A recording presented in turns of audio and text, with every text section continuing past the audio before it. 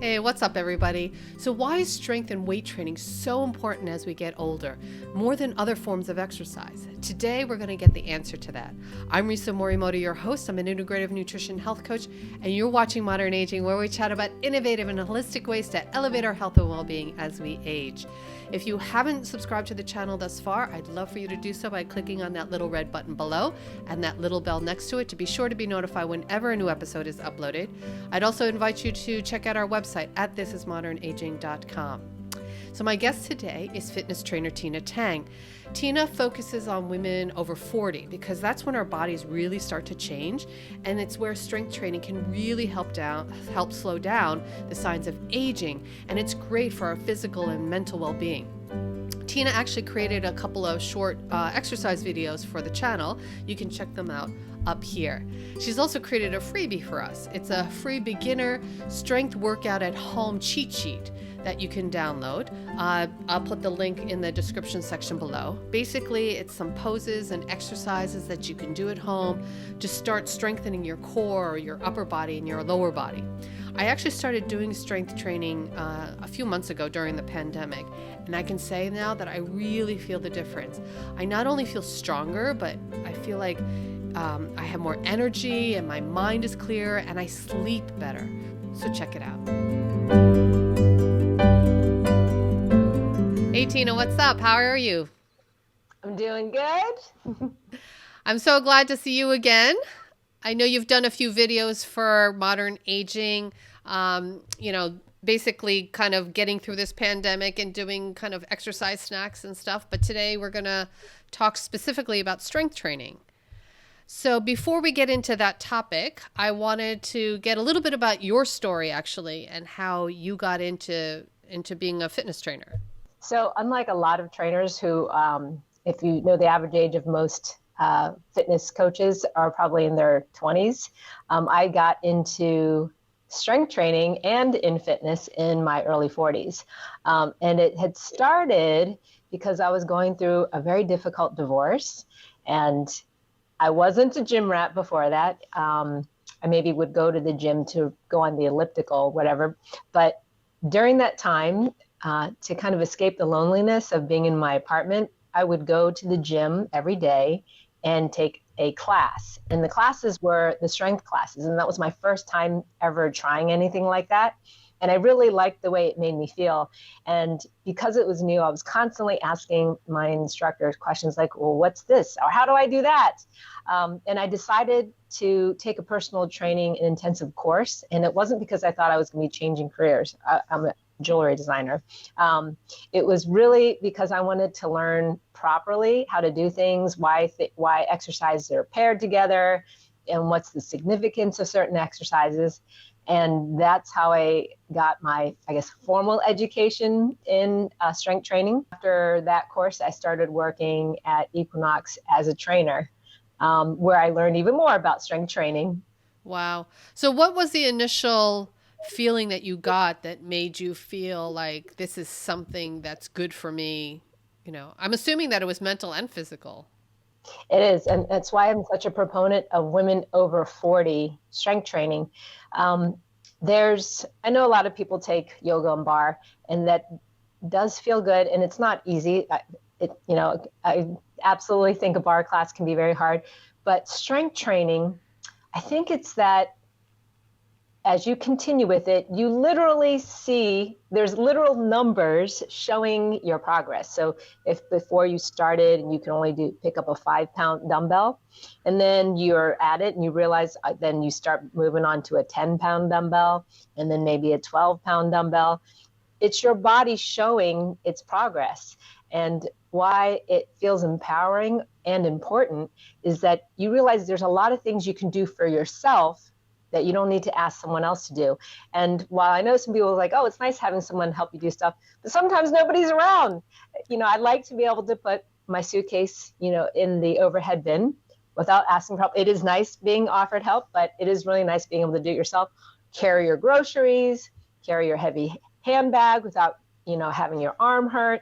I think the most, rewarding is when someone can see it happen in their everyday life, picking up your grandkids, right? Even if your grandkids are getting bigger, you can pick them up without hurting your back. Or even one of my clients had mentioned, because she gardens a lot, she was able to pick up a 40-pound bag of topsoil, no problem, not hurting her back, just, effortlessly because of strength training. That's so awesome. So would you say, so strength training and weight training are the same thing, or are they different?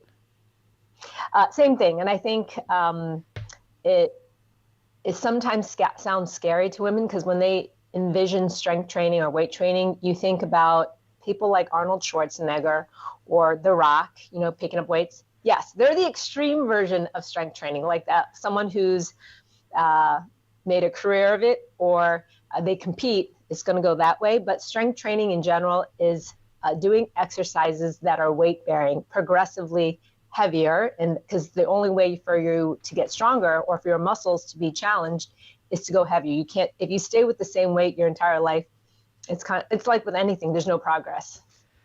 Right. So that's actually one of the big myths, right? That if you start strength training, you're just going to bulk up and, you're just going to have muscles like this. Actually, that's so funny.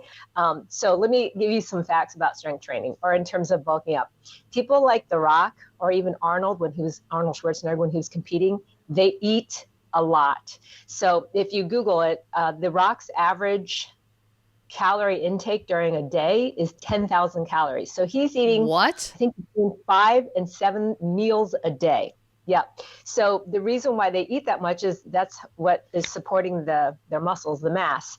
You can't not eat and get big like that. So that's number one. And then number two, you can only, let me think how to phrase it. Testosterone is so crucial in muscle growth, and it's because it helps, it produces a certain human growth hormone, and also it helps in muscle recovery. That's why bodybuilders and people who are trying to get big, usually men, take steroids. Steroids is a man-made version of testosterone. So testosterone, or steroids, is what helps them get bigger faster, because their muscles recover faster and you can keep working. So that's how The Rock, okay, he might not say he does steroids, but most trainers that are male will say, yes, he's definitely doing some sort of steroid. I know that might be controversial, but Arnold definitely, back in the day, he was doing it. And in all bodybuilding competitions, if you ask anyone who competes, steroids is common. It's not spoken about. Only in the natural bodybuilding competitions where they test is there no steroids. But back to women bulking up. So that's how those men bulk up. And they have more testosterone than women do. The statistic is our bodies, female bodies, produce 5% of what an average male body produces in terms of testosterone. So the only way you could actually bulk up as a woman is if you're taking steroids, which is man-made testosterone, and you're eating a lot more. So you will not bulk up by picking up weights. If anything, if you see a lot of CrossFit athletes, women who are following a certain diet, they lean out. So people lean out when they're lifting weights because you're creating muscle. And muscle is important because it's a metabolic tissue. So it's using your body's calories, whereas fat is not burning calories, but muscles burn calories. So it's not like a huge amount, but the thing is you're creating strength, and you are leaning out by creating the muscle and having your muscles work for your body. So how much strength training do you think that we really need to do after the age of 40 to, sustain longevity and independence as women? I actually do think it depends on the person, because if you're an older woman who's starting to see osteoporosis or has like the onset of osteoporosis or osteopenia, the doctors, I think, usually recommend at least twice a week. If you want to create strength and muscle, at least 3 to 4 times a week. So it depends on your goal, but I think you should at minimum be doing it twice a week. But if you're going for more strength goals, and I don't mean like bodybuilding goals, just to get stronger, 3 to 4 times is ideal. And 3 to 4 times for an hour or hour and a You half don't type have of to. thing, or? No, you don't have. Oh, that's the other thing about bulking up. So I don't know if people like Arnold and The Rock. The Rock, his workouts are 2 to 3 hours a day. So everyone has to remember that too when they're talking about, like, he's eating 10,000 calories and his job is to work out and look like that, right? So that's what it takes for him to look like that and having some kind of, steroid. And for even CrossFit athletes, the females, they're also working out a couple hours a day, probably 5 days a week. If you research on that, you will see that. So in order to get that kind of ripped, it takes a lot of hours in the gym. But I think for the average person, strength training, if you're doing 30 to 40 minutes a day, you're good. 30 to 40 minutes when you work out. So at least, I said ideally 3 to 4 times a week, minimum 2. So what do you recommend for people who are just starting out? Because I feel like can be intimidating and exhausting for people who don't have that into their routine, It is. It can be scary and a little bit intimidating because you don't know what to do. And that's why we created the Get Strong Over 40 7-day challenge, where you're only doing 10 to 15 minutes a day because it's digestible, it's doable, and that's all you need to start it out. There's no reason to have to go all the way to 30 to 40 minutes when you're starting something new like that. I can give you an example of like why starting small is very helpful. So one of my clients that I'm working with is and she's a mom who's been struggling with time between working from home and taking care of her daughter to get her ready for Zoom. And the only time she has is in the morning, and she's a night owl. So she's like, okay, I'll start getting up an hour earlier to do your workout. I said, no, let's make it 30 minutes, get like 20 minutes of workout. You're just going to wake up 30 minutes earlier because it's about establishing the habit. And so in the first week, it was really hard for her to wake up, but she woke up at the 30-minute mark, 30 minutes early she normally does, and got something in. And that's all that matters. So I think it's the same with our challenge, 10 to 15 minutes, but doing it for those 7 days will create a habit. It'll create confidence, like, oh, this is not so bad, I can do it. And that's why, I'm really excited that we get to do this together. I'm super excited about it because this is how I started, right? So I've only been doing this. I'm a newbie. When I first started interviewing you and I first met you, and after 7 days, you really do start to feel the difference. And I think that there's something to be said about having the consistency. That's really key. And then just being able to do the exercises without feeling completely depleted and exhausted. And and I feel like you're right. I mean, it was you told me go small, right? Start off small, don't try to go big. And I think a lot of people try to go big in the beginning because they're excited or whatever, and that's kind of self-defeating in a lot of ways, and that's why New Year's resolutions are so hard to keep up, right? Yeah, because people think they have to go all in, that if you don't go all in, it's just going to be failure. But no, I think tiptoeing in is the way that it lasts. Yeah, I think so too. And honestly, I mean, with everything that's been going on with the pandemic and US politics and whatnot, I think that we all need some consistency. And I think that that's another reason why this challenge is actually well timed. We're at the beginning of the year, right? I think it's you time. Yeah. And I think that was important for the both of us, Yeah, right? I think during the pandemic and just all the political news, it just feels like there's a lot that's out of our control, and it can be hard to sleep. It can be hard to find motivation. But as soon as you just do some small things for yourself, because you can't really help anyone else if you're not at least taking care of yourself. But these little things of self-care, and I know it's such a general word, but self-care includes making sure that your body's not falling apart, just taking care of your own energy, your strength. That is really important right now, just for making sure, we survive this time. Yeah, no, not only physically, but mentally too, right? And I think it's really helped me. I mean, it's become part of my morning routine that I was only doing it twice a week, and then I went to 3 times a week, and now I pretty much just do it every day. Even if it's only for 10 minutes, sometimes I'll do 10 minutes, sometimes I do 30 minutes, sometimes I'll do 40 minutes.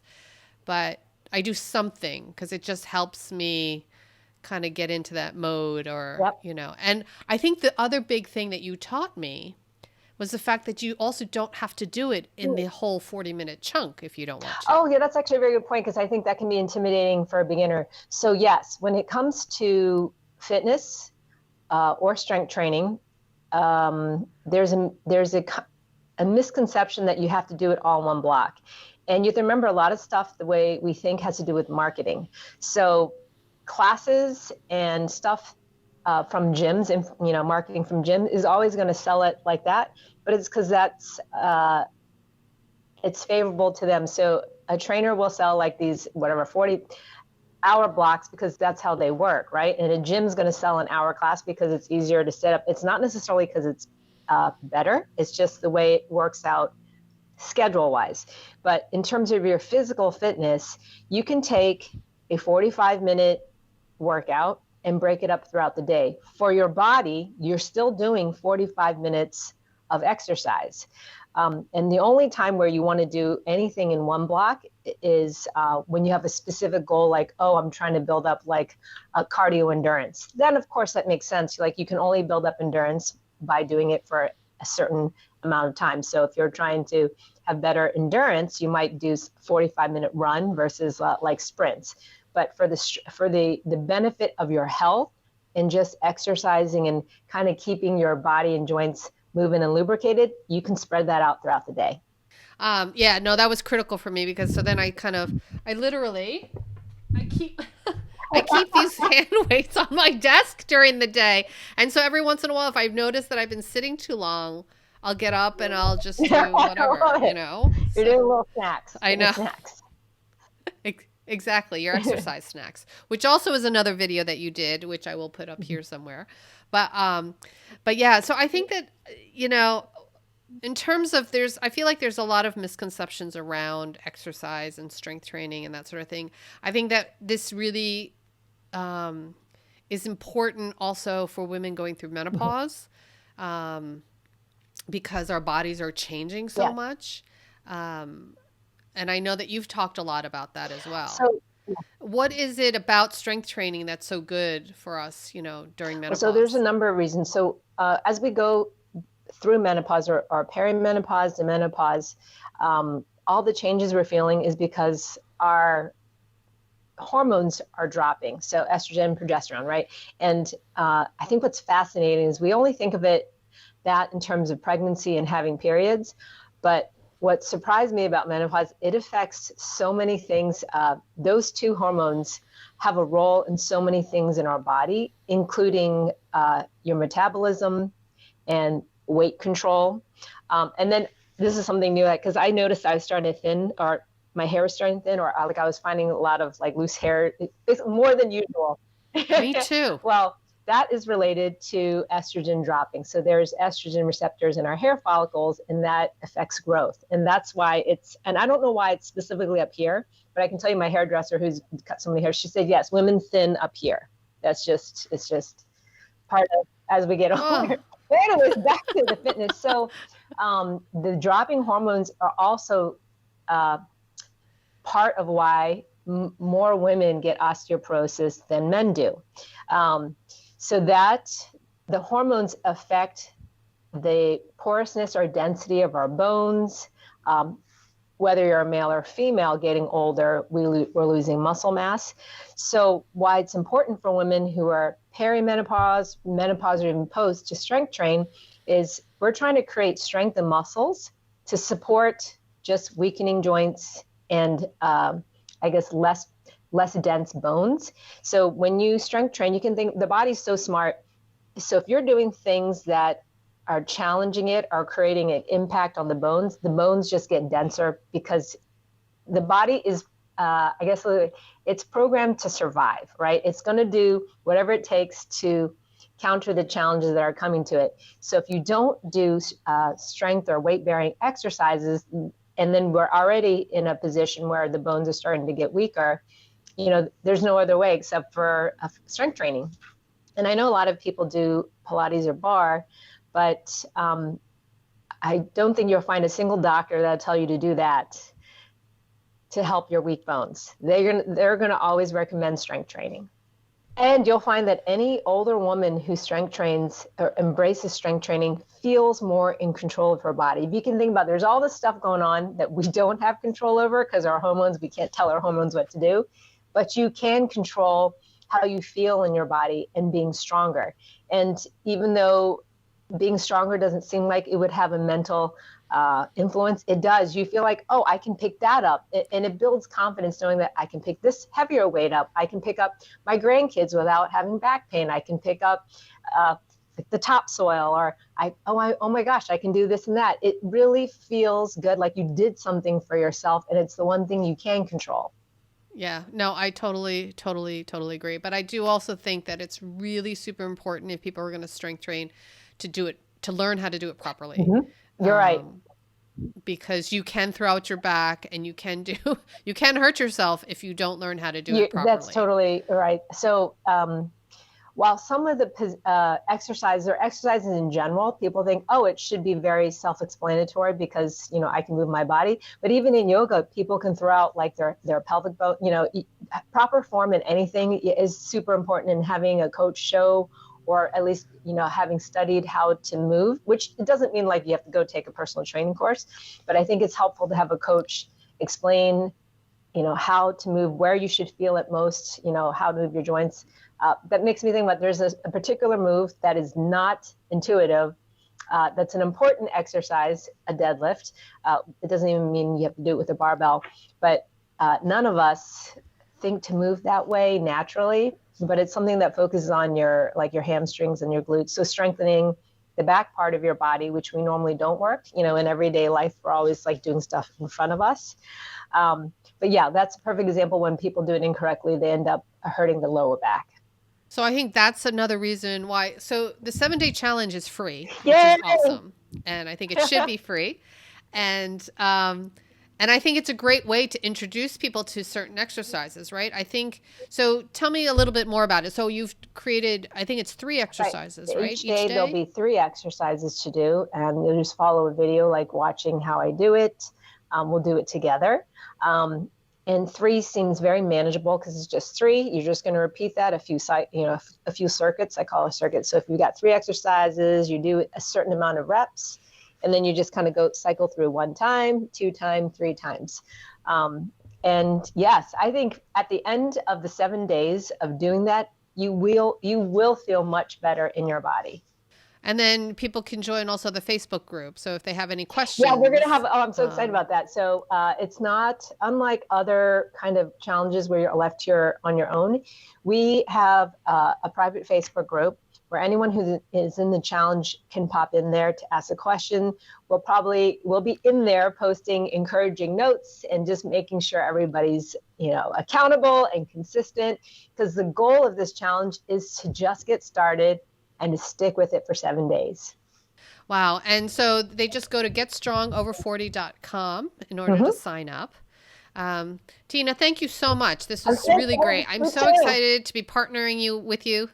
I think we're going to really help a lot of people, including ourselves, because I'm definitely going to do the challenge. So, but yes, everybody can join me, and we'll do this together for 7 days. It starts on February 1st. So you can go to getstrongover40.com now to sign up.